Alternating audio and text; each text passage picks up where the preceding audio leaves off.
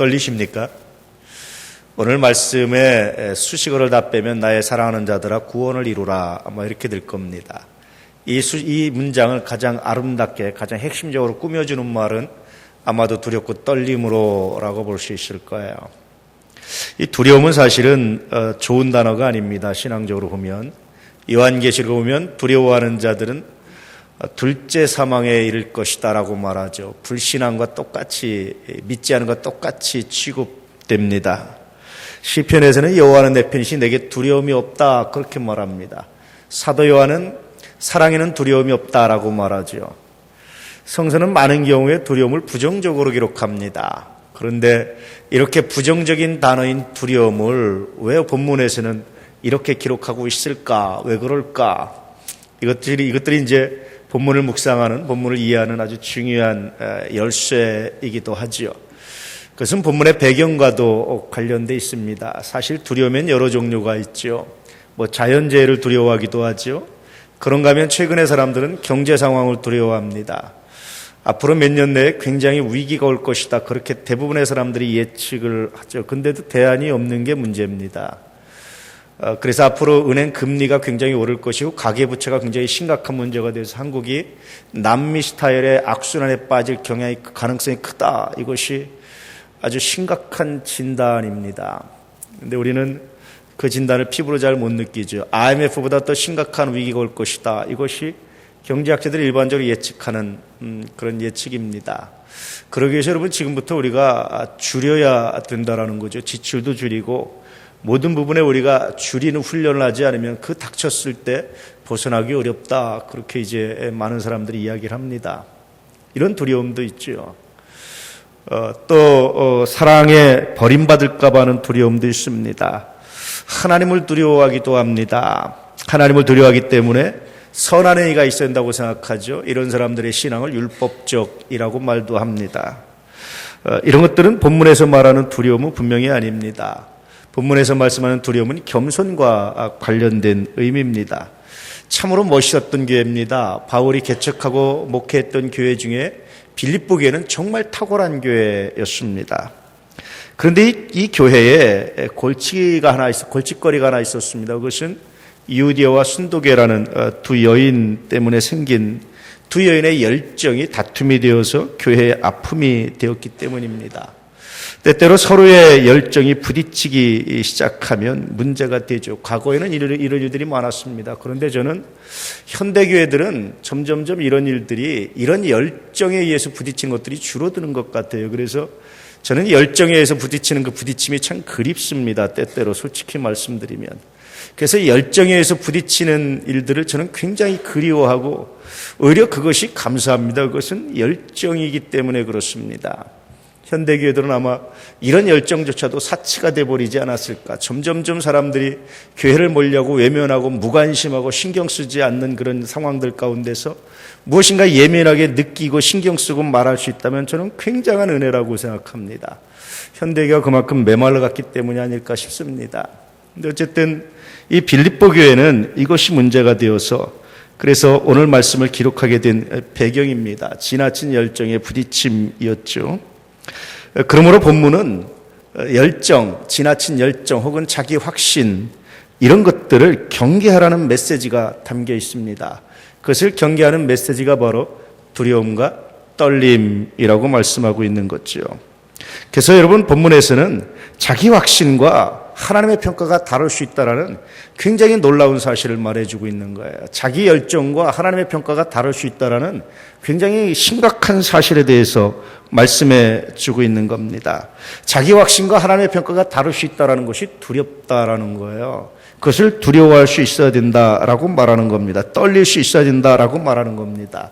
이런 관점으로 본문을 읽어보면 이렇게 될 겁니다. 그러므로 나의 사랑하는 자들아 자기 확신이나 자기 열정이 하나님께서 보시기에 합당한지 늘 점검해 보아라. 그렇지 않으면 너의 믿음도 참된 것이 아닐 수 있다. 그렇습니다, 여러분. 평가가 다를 수 있다는 것이 오늘 말씀의 핵심입니다. 본문을 읽는 첫 번째 포인트입니다. 평가가 다를 수 있습니다. 나의 평가와 하나님의 평가가 다를 수 있다는 겁니다. 나의 생각과 하나님의 생각이 다를 수 있다는 겁니다. 내가 옳다고 생각하는 것이 하나님이 그러다라고 말할 수 있고, 내가 그러다고 말하는 것이 하나님이 옳다고 말할 수 있다는 겁니다. 이 사실 앞에 서면 굉장한 두려움이 생기죠. 떨림이 생기죠. 그것이 곧 믿음이라는 말도 동시에 해주고 있는 겁니다. 그러므로 본문을 읽는 두 번째 포인트는 믿음의 점검에 있습니다. 두렵고 떨림으로 구원을 이루라라는 말씀은 믿음을 점검해 보라는 말씀과 같은 거예요. 구원은 믿음으로 받습니다. 예수가 그리스도라는 철저히 믿음으로 구원받지 우리의 선행으로 우리의 공로로 인간 자신의 힘으로 구원받을 수 없습니다. 구원은 오직 하나님께로부터만 오는 선물입니다. 이것이 성서 전체에 일관된 가르침이에요. 때때로 여러분 성서를 해석할 때 오류에 빠지기도 하죠. 성서 한 부분에 집착하다가 이단에 빠지고 오류에 빠진 일들이 정말 많습니다. 신천지가 왜 이단인 줄 아십니까? 성서 전체의 의미들을 왜곡시켰기 때문입니다. 여호와의 증인이 요즘 하나님의 교회라고 하는 교회가 왜 이단입니까? 성서 전체를 조망할 수 있는 능력을 잃어버렸기 때문입니다. 우린 때때로 성서 66권을 가지고 한 절을 비춰봐야 돼요. 그 한 절을 가지고 전체 66권을 비춰볼 수 있는 능력이 있어야 우리는 이단의 유혹에서 벗어날 수가 있습니다. 그러므로 여러분 구원을 이루라라는 말씀을 전체적인 의미로 보면 믿음을 점검해 보라는 말씀입니다. 왜냐하면 구원은 믿음으로 받기 때문에 그렇습니다. 여러분 구원은 오직 믿음으로만 받습니다. 그러므로 너희 구원을 두렵고 떨림으로 너희 구원을 이루라. 다시 한번 정말 너의 믿음이 진짜 믿음인지, 너의 열정이 진짜 믿음에 의한 것이니, 너의 집착이 진짜 믿음에서 나왔는지, 너의 확신이 정말 믿음에서 나왔는지 한번 점검해 보라. 믿음에서 나오지 않는 열정은, 믿음으로 말미암아 생기지 않는 확신은, 믿음으로 말미암아 주어지지 않은 것들은 우리를 파괴하고 공동체를 파괴하고 우리 자신을 무너뜨릴 수밖에 없다라고 말씀해 주고 있는 거예요. 자기 확신과 자기 열정 그리고 믿음을 다시 한번 점검해 보라는 본문은요, 예수 그리스도에 대한 이야기입니다. 하나님과 동등됨을 포기하셨습니다. 그리고 본문 말씀의 배경입니다. 그분이 그러고 낮고 천한 자리에, 가장 낮고 천한 자리에 이 땅에 오셨습니다. 그분처럼 하라는 거예요. 우리가 자기 확신에 빠지는 순간 우리는 하나님처럼 되려고 합니다. 자기 열정이 강하다고 생각하는 순간 우리는 하나님의 자리에 우리도 모르게 오르려고 합니다. 자기 정의에 사로잡히는 순간 우리는 하나님처럼 행동하려고 할 때가 얼마나 많은지 몰라요. 여러분, 그것은 그리스도의 마음이, 그리스도의 정신이 아니라고 말씀해 주고 있는 거예요. 때때로 자기의 열심과 자기의 열정과 자기의 확신과 자기의 정의를 내려놓을 수 있는 사람, 점검해 볼 수 있는 사람, 그 안에서 그 사람으로 말미암아 새로운 역사가, 생명의 역사가 나타난다라고 말씀하고 있는 겁니다. 이 점검이 은혜 가운데 있기를 주의 이름으로 축복합니다. 이것이 여러분 두려움입니다. 그러므로 여러분, 두려움은 나의 열정이 상대나 공동체의 아픔에 될 것에 대한 두려움입니다. 나의 정의가 상대를 아프게 하는, 공동체를 무너뜨릴까 하는 두려움입니다. 더 나아가서 사랑할 때의 두려움입니다. 묵상해 보면 사랑은 무례행치 않는 거죠. 사랑하는 사람은 무례할 수가 없습니다. 무례하지 않습니다. 그런데 사람이 사랑받다 보면 무례해집니다. 아이들이 부모 앞에서 무례하게 행하죠. 다른 사람 앞에서는, 다른 집 어른 앞에서는 예의 갖추던 아이들이 부모 앞에서는 널브러지고 무례하게 행합니다. 왜 그렇습니까? 사랑받는다는 확신 때문에 그래요. 혹시 여러분이 누군가 편하게 생각한다면, 혹시 여러분이 누군가 앞에서 말을 막 하고 있다면, 혹시 여러분이 누군가 앞에서 말을 편하게 하고 있다면, 경계심을 잃어버렸다면, 두려움을 잃어버렸다면, 긴장감을 잃어버렸다면 묵상해야 될 것이 있습니다. 그분이 나를 사랑하는구나. 내가 그분을 사랑하는 것이 아니라 그분이 나를 사랑하구나. 그분이 나를 정말로 사랑해서 내가 무례해졌구나 라고 생각하면서 그 순간 그의 사랑에 감사할 수 있는 마음으로, 그 순간 그의 은혜에 감사할 수 있는 마음으로 무릎 꿇으신 은혜가 있기를 축복합니다. 이런 두려움이 있어야 되는 거예요. 교회의 사랑이 무례하게 할 때도 있습니다. 교회에서는 아무렇게나 행동해도 된다고 생각하는 사람들이 종종 있어요. 자기 의무를 행하지 않는 사람들이 종종 있습니다. 그것은 교회의 사랑 때문입니다. 그러므로 여러분, 그 순간 내게 받은 사랑을 다시 한번 묵상해 볼 수 있는 것, 아마 그것이 굉장히 놀라운 변화를 일으킬 겁니다. 이 두려움이 있느냐, 이런 경계함이 있느냐, 너에게 이것을 회복할 마음이 있느냐, 정말 이것을 묵상할 마음이 있느냐, 그렇게 오늘 말씀은 우리에게 묻고 있는 겁니다. 이것이 본문을 읽는 세 번째 포인트입니다. 그러므로 여러분 이 관점으로 본을 읽어보면 나의 사랑하는 자들은 혹시 사랑받는 자의 물음에 빠지지 않았는지를 두려움과 떨림으로 점검해보라. 아마 이렇게 될 겁니다. 최일주라는 분이 있습니다. 21세기 성공개발연구원장이라는 분인데 이분이 재밌는 글을 써요. 자기는 3가지 거울을 가지고 살아간답니다. 첫 번째 거울은 인경이랍니다. 사람을 알아볼 수 있는 거울. 두 번째 거울은 사경이랍니다. 역사를 통해서 배울 수 있는 거울. 세 번째 거울은 동경이랍니다. 나 자신을 비춰보는 거울. 그런데 자기는 자기 자신을 비춰보지 못했었답니다. 결혼하고 나서 비로소 자기는 자기 자신을 비춰봤대요. 남편을 통해서 자기 자신을 비춰봤답니다. 남편의 평가를 통해서 자기 자신의 실체를 알기 시작했답니다. 놀라운 발전입니다. 놀라운 성숙입니다. 종종 아내가 아주 이렇게 혹평을 할 때가 있습니다. 처음에는 화나는데요. 묵상해 보면 그것이 내 모습일 때가 많아요. 그 혹평이, 그 이야기가 결국은 나의 모습에 대한 나의 거울일 때가 얼마나 많은지 몰라요. 때때로 아내의 행동 중에 아주 마음에 안 드는 행동이 있습니다. 왜 그럴까라고 자꾸 묵상해 보면 그것은 나의 모습 중에 아주 내가 싫어하는 모습을 이렇게 표현하고 있는 그런 것들을 발견할 때도 종종 있습니다. 그래서 저도 이 말에 공감하는데 결혼하고 나서 비로소 저도 거울을 하나, 나를 비춰볼 수 있는 거울을 하나 얻었어요. 늘 함께하는 사람이기 때문에 비춰볼 수 있는, 어쩌다 만나면 오는 사람에게 드러나지 않는, 그러나 늘 함께하기 때문에 나를 비춰보게 하는, 나를 드러나게 하는, 내 모습의 적나라한 실상을 보게 하는 그 거울을 저도 발견하고 했습니다. 최일수 씨가 그러면서 자기 자신을 발견해가는 거예요. 자기의 단점을, 남편의 지적을 통해서, 남편의 평가를 통해서, 남편의 행동을 통해서 오히려 자기 자신의 모습을 보는, 너 왜 그래? 라고 말하는 것이 아니라 내 안에 그런 모습이 있었구나, 그에 대한 반작용이구나 라고 평가할 수 있는, 여러분 이런 거울을 가지고 계십니까? 오늘 말씀 두렵고 떨림으로 너희 구원을 이루라. 너 그 거울을 가지고 있느냐? 그렇게 묻는 거예요. 너의 열정이, 너의 확신이, 너의 생각이, 너의 정의가, 너의 의가 과연 비춰볼 수 있는 거울을 가지고 있느냐? 그랬을 때 그 거울에 비춰진 모습은 어땠느냐라고 묻는 거예요. 순두계 너의 거울은 뭐냐? 유디야 너의 거울은 뭐냐? 그 결과 어떻게 나타났느냐? 그 결과 공동체의 분열이라면 그것은 너의 의가 아니라, 그것은 너의 확신이 아니라 그것은 죄라고 말씀해 주고 있는 거예요. 여러분 이런 거울을 가지시길 축복합니다. 이런 거울 앞에 올 때마다 마치 두렵고 떨린다라는 거예요. 그 모습을, 그 실체를 대하는 것이 두렵고 떨린다라는 거예요. 그 두렵고 떨리는 그 순간, 절망스러운 그 순간 하나님의 은혜가, 예수 그리스도의 말씀이, 생명의 성령의 법이 나를 의롭게 하는 그 놀라운 은혜가, 약속이 내게 이루어지고 있다라는 거예요. 목사로서 혹시 여러분 수십 년 동안 혹은 수년 동안 제 설교를 들었던 분들 중에 안 되는 행동을 하면 가만히 묵상해 보면 어서 익숙한 모습이 떠올라요. 또 다른 나의 모습이구나. 내 안에 있는 또 다른 나의 모습을 발견하고 두려울 때가 있습니다. 여러분은 저의 거울입니다. 저를 돌아보는 거울입니다. 이것이 저를 두렵게 합니다. 이것이 저를 떨게 합니다.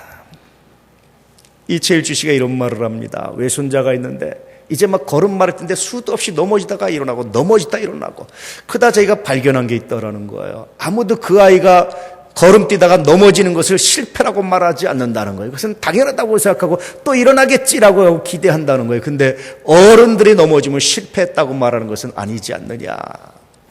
그 말이 참 의미가 있다라고 생각이 됩니다.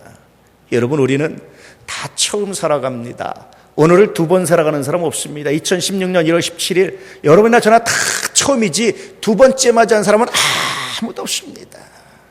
우린 다 첫 경험을 하는 거예요. 우린 다 처음을 살아가는 겁니다. 때때로 그런 말을 들 때가 있습니다. 지난번하고 똑같아. 여러분 똑같지 않습니다. 똑같다고 말하는 순간 이해하지 않아요. 똑같다고 말하는 순간 정죄합니다. 똑같다고 말하는 순간 묵상하지 않습니다. 똑같다고 말하는 순간 배려하지 않습니다. 그런데 여러분 똑같지 않습니다. 유사할 뿐이지 똑같지 않아요. 다이아몬드 유사한 게 진짜 다이아몬드가 가격 차이가 얼마나 많습니까? 똑같지 않습니다. 여러분 삶은 똑같지 않습니다. 어제의 강물이 오늘의 강물이 아닙니다.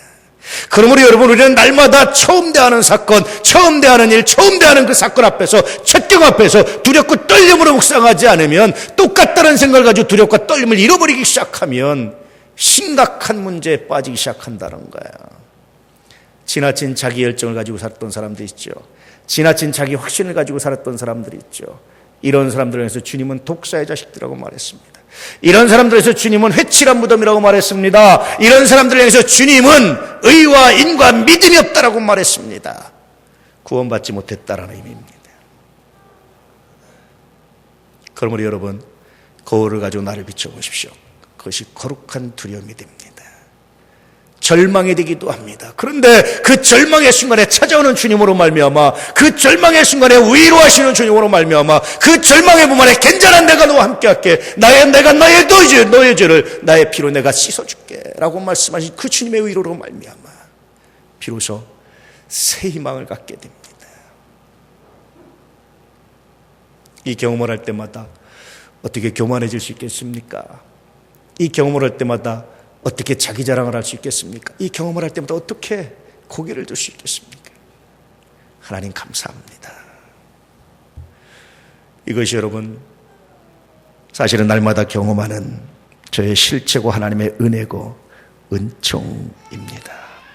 다시 본문을 묵상해 보면, 그러므로 나의 사랑하는 자들아, 너희가 나 있을 때뿐 아니라 더욱 지금 나 없을 때도 항상 복종하여 두렵고 떨림으로 너희 구원을 이루라. 본문의 전주인의 의도는 교회 공동체를 사랑하는 자가 가져야 할 두려움을 가지라고 권면하고 있습니다. 그것은 믿음의 점검이고 자기 확신과 자기 열정에 대한 점검이 될 것이라고 말씀하고 있는 거예요. 특히 여러분, 교회 공동체로부터 사랑받을 때 그것이 무례함이 되지 않기 위한 두려움을 가지라고 명령하고 있는 겁니다. 이 두려움은 거룩한 두려움입니다. 거룩한 두려움은 불신앙이나 불안에 의한 부정적 두려움이 아닙니다. 거룩한 두려움은 형벌이나 고통, 버림받을 것에 대한 두려움도 아닙니다. 거룩한 두려움은 더 순종하고자 하는 두려움입니다. 거룩한 두려움은 더 사랑하고자 하는 두려움입니다. 거룩한 두려움은 더 무릎 꿇고자 하는 두려움입니다. 거룩한 두려움은 세워나가고자 하는 두려움입니다. 이 두려움을 가진 사람들에게 주님은 다시 구원의 확신으로 더할 것이라고 말씀하시는 거예요. 더 사랑하고자 하는 사람, 사랑하는 존재에 대한, 사랑해주는 존재에 대한 무한 감사가 거룩한 두려움의 결과들입니다. 자기 확신과 믿음에 대한 점검을 하게 합니다. 여러분, 교회는 이런 거룩한 두려움으로 가득해야 합니다. 혹시 무심코 던진 말 한마디가 상처가 되지 않을까 하는 두려움으로 가득해야 합니다. 편한 존재라고 생각해서 무심코 던진 농담 한마디에 상처받을까 하는 거룩한 두려움으로 가득해야 합니다. 나의 열정이 다른 사람의 열정을 막지는 않을까라는 거룩한 두려움으로 가득해야 합니다. 나의 직무 유기가 다른 사람을 더 수고하게 하지 않을까 하는 거룩한 두려움으로 가득해야 합니다. 이 두려움이 교회를 교회답게 합니다. 가정도 마찬가지예요. 혹시 나로 말미암아 아내가, 남편이, 자녀가, 부모가 상처받지 않을까, 거룩한 두려움이 가득해야 합니다. 거룩한 긴장감이 가득해야 합니다. 이 긴장감이 없으면 삶의 많은 문제와 아픔이 드러날 수밖에 없어요. 교회가 거룩한 두려움을 가질 때 부흥하고 하나님의 영광이 선포되게 합니다. 이런 두려움을 가지고 살았던 사람, 그 사람이 바울이에요. 그러므로 여러분, 이 두려움을 가지고, 이 두려움을 가지라고, 이 두려움을 가지고 너의 확신은, 너의 생각을, 너의 의의를 점검해 보라고 다시 한번 권면하고 선포하고 있는 말씀이 오늘 말씀입니다. 그것도 바울이 가장 사랑했던 교회, 가장 믿을만했던 교회, 가장 신뢰하는 교회에 던진 놀라운 메시지였습니다. 거룩한 두려움의 결정판은 그리스도에서의 두려움이 아닐까요? 혹시 나로 말미암아 복음이 막히지 않을까? 간혹 가족, 친족 중에 안 믿는 사람을 보면 그런 두려움이 생겨, 하나님, 저 사람이 예수 안 믿는 건 나 때문이 아닐까요? 친구들이 예수 안 믿으면 두려움이 생긴다. 하나님, 혹시 나 때문이 아닐까요? 내가 그 친구에게 교리적인 의미에서 복음을 전했지 정말 내가 삶에 의해서 그를 감동시키는 일을 내가 게을리하진 않았나요? 혹시 하나님 나 때문이 아닐까요? 내가 만난 사람들이 혹시 은혜 받지 못하면 하나님 혹시 나 때문 아닐까요? 거룩한 두려움이 떨리게 합니다. 아프게 합니다. 혹시 나의 연약함이 주님의 거룩함과 사랑을 훼손하거나 훼손하진 않을까라는 거룩한 두려움입니다. 그래서 여러분, 비그리스도인을 만날 때마다 정말 조심하고 또 조심합니다. 운전을 하면서도 웬만하면 경적 안 울려고 노력합니다. 혹시 내 실수로 말미암아, 혹시 내가 그의 실수를 경적으로 지적해 줬을 때, 혹시 그가 내 정체를 알고 나서, 내 신분을 알고서, 목사라는 사실을 알고 나서 예수 믿는데 걸림돌이 되지 않을까. 위험한 상황이 아니면, 사고를 예방하는 차원이 아니면 웬만하면 두렵습니다. 그런데요, 솔직한 고백이, 이런 거룩한 두려움이 같은 목사들을 만나면 무너져요. 이해해 주겠지. 그 이해해 주겠지라고 생각하는 순간 엄청난 문제들이 생기기 시작해요. 간혹가다 예수를 잘 믿는 사람들이 교회 안에만 들어오면 무너지는 사람들이 있습니다. 이해해 주겠지. 이것이 여러분 엄청난 문제를 만들어내고 있습니다. 이해받기보다는 이해하는 사람, 이해해 주겠지라고 기대하는 기보다는 내가 얼마나 이해할 수 있는 사람, 이해해 주고자 노력하는 사람이 거룩한 두려움을 간직한 사람입니다. 그럼에도 불구하고 함께하고 있는 것이 얼마나 감사한지, 얼마나 은혜인지. 긴장을 풀어버리는 순간, 거룩한 두려움이 이르는 순간 상상할 수 없는 문제들이 발생하는데, 그럼에도 불구하고 하나님 다시 회복시켜 주시는 은혜가 얼마나 감사한지. 그 순간 그리스도의 은혜가, 그리스도의 공로가, 그 사랑이 다시 또 감동을 시킵니다. 여러분, 이 거룩한 두려움 간직하고 있습니까? 자기 확신과 자기 열정을 재점검해 보고 있습니까? 혹시 여러분 믿음은 재점검되고 있습니까? 내가 옳다고 하는 바는 재점검되고 있습니까? 거룩한 두려움을 간직하시길 축복합니다. 혹시 여러분 사랑하기 때문에, 편하기 때문에 긴장감을 잃어버렸습니까? 거룩한 두려움을 간직할 수 있기를 축복합니다. 이 거룩한 두려움이 여러분 공동체를 살게 합니다. 가정을 살게 합니다. 여러분의 삶을 풍부하게 합니다. 이 거룩한 두려움이 예수 그리스도의 은혜를 맛보게 합니다. 이 거룩한 두려움이 성령의 역사를 경험하게 합니다. 이 거룩한 두려움이 나를 나대게 합니다.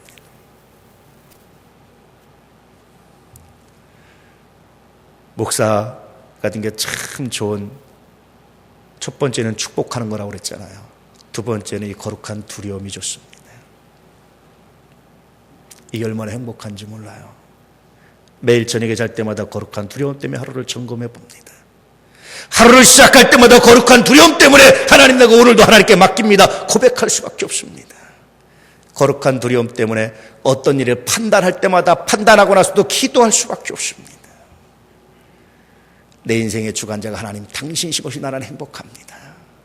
내 인생의 왕이 하나님 당신이신 것이 나는 행복합니다. 당신의 용서하심이, 당신의 긍휼히 계심이, 당신의 씻어주심이, 당신의 새롭게 하심이, 당신의 새롭게 하심 나는 행복합니다. 그래서 내가 오늘도 살아갑니다. 이 고백이 얼마나 행복하게 하는지 몰라요. 사랑하는 우리 도남 가족 여러분, 거룩한 두려움을 사랑할 수 있기를 축복합니다. 혹 긴장감이 풀렸다면, 혹 무례함이 있다면, 혹 내가 그 편하게 생각하는 그와 같은 사랑을 잃어버렸다면 오늘 다시 회복하시고 여러분의 삶을 두렵고 떨림으로 구원을 이루어가는, 믿음을 새롭게 하는, 하나님의 사람으로 새롭게 거듭나는 이 시대의 믿음의 사람으로 서는, 그러므로 여러분의 가정과 여러분의 삶에 우리 하나님의 은혜가 임하는 전도의 문이 열리는, 내게 주신 가장 고귀한 선물 예수 그리스도가 거룩한 씨앗이 돼서 또 다른 복음을 전포하는 귀한 삶이 되시길 축복합니다. 왜 거룩한 두려움을 간직해야 되느냐? 이것 때문입니다. 전도의 문을 열기 위한 겁니다. 왜 거룩한 두려움을 간직해야 되느냐? 하나님 나라 때문입니다. 왜 거룩한 두려움을 간직해야 되느냐? 하나님의 은혜 때문입니다.